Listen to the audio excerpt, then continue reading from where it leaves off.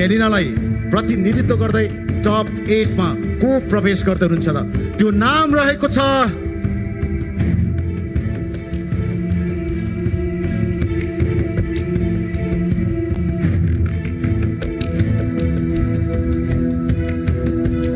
विकासलाई सरी भन्दै सार्थक यु आर सेफ। बधाई छ सार्थक। टिम मेलिनालाई प्रतिनिधित्व गर्दै आज रोशन यसगरी सार्थक प्रवेश गर्नुभएको छ टप 8 मा।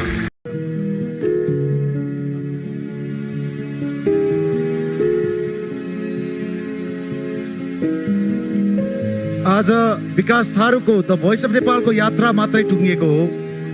आगामी दिनमा उहाँको उज्जवल साङ्गीतिक भविष्यको हामी कामना गर्न चाहन्छौँ, प्रगति गरेको हेर्न चाहन्छौँ र भोइस मार्फत लाखौँ लाख दर्शक श्रोतामाझ हामीले विकासको पनि आवाज उहाँहरूसम्म पुर्याउने प्रयास गर्यौँ। आशा छ यदि यहाँहरू पनि विकासको लागि केही सहयोग गर्न चाहनुहुन्छ भने हामीलाई सम्पर्क गर्न सक्नुहुन्छ। यहाँहरूले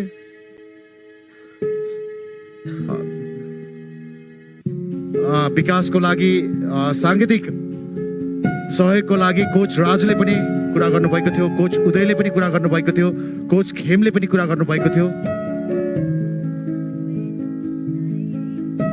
र सँगसँगै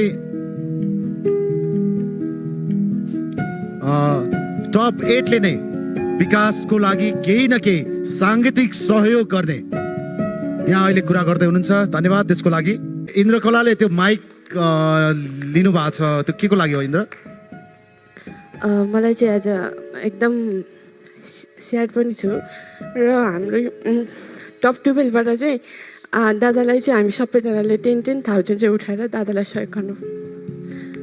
हाम्रो दादा हामी अब सँगै त हिँड्छौँ तर पनि एउटा अब उहाँ हाम्रो त आँखा छ, हामी हेर्नु देख्छौँ सक्छौँ, हामी हरेक कुरा देख्न सक्छौँ, तर दादाले त्यो इसारा नदेखे तापनि डिसिप्लिन भए तापनि कति रोडमा कति मिहिनेत गर्नुभएको छ।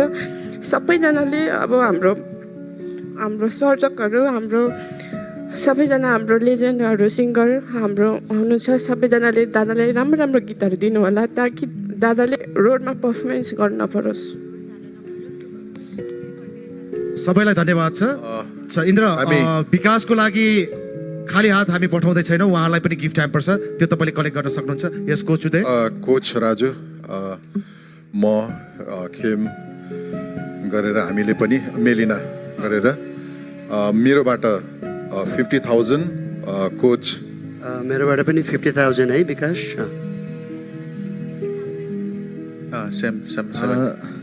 मेरोबाट पनि हाम्रो विकासलाई एउटा गीत म गराइदिँदैछु र धेरै राम्रो भएर जाओस् हाम्रो विकासको। Thank you. हजुरहरूलाई धेरै धेरै धन्यवाद। हजुरहरूको जय होस् र हजुरहरूको अझै धेरै प्रगतिहरू हुँदै जाओस् र फेरि पनि हामी भेट्नेछौँ। यो फेरि यो हाम्रो कहिले सुट हुन्छ फेरि आउनेछु म हल्ला गर्नको लागि, सबैजनालाई सपोर्ट गर्नको लागि र चारैजना कोचहरूलाई धेरै धेरै धन्यवाद। मलाई माया गर्नुभयो, मलाई हौसला दिनुभयो, एकदमै धेरै धेरै धन्यवाद हजुरहरूलाई र मेरो सम्पूर्ण साथीहरूलाई।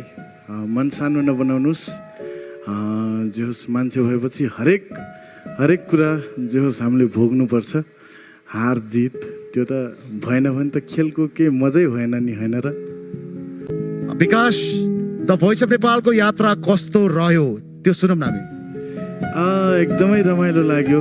जे होस् यहाँ आएर धेरै अनुभवहरू मैले बटुले है र पहिला यस्तो धेरै बोल्दैन थिएँ, आजभोलि जे होस् साथीहरूलाई हँसाउनेसम्म भएको छु अनि एकदमै रमाइलो भयो र एकदमै धेरै धेरै धन्यवाद जो जति साथीहरू यो यात्रामा जोडिनु भयो सबैजनालाई सम्झिरहने छु र बाहिर त हाम्रो भेट भइरहन्छ भन्दा पनि म फेरि सुटिङमा पनि आइरहन्छु नि हल्ला गर्न र जो जतिले भोट गर्नुभयो मलाई यहाँसम्म पुर्याइदिनु भयो देश विदेशमा र सबैजनालाई धेरै धेरै धन्यवाद।